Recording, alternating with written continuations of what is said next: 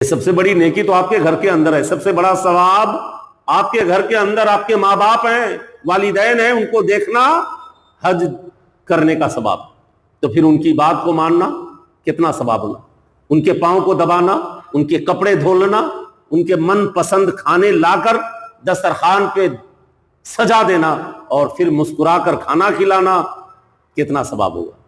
اب اندازہ کر سکتے ہیں، یہ شان ہے ماں اور باپ کی۔ اس لیے میرے پیارو، رات کی تاریکی میں بیٹے ہونا، ایک پکار میں دوڑ جاؤ، اللہ، رب کی رحمت مسکراتی ہے نا جو بندہ ماں باپ سے محبت کرتے ہیں۔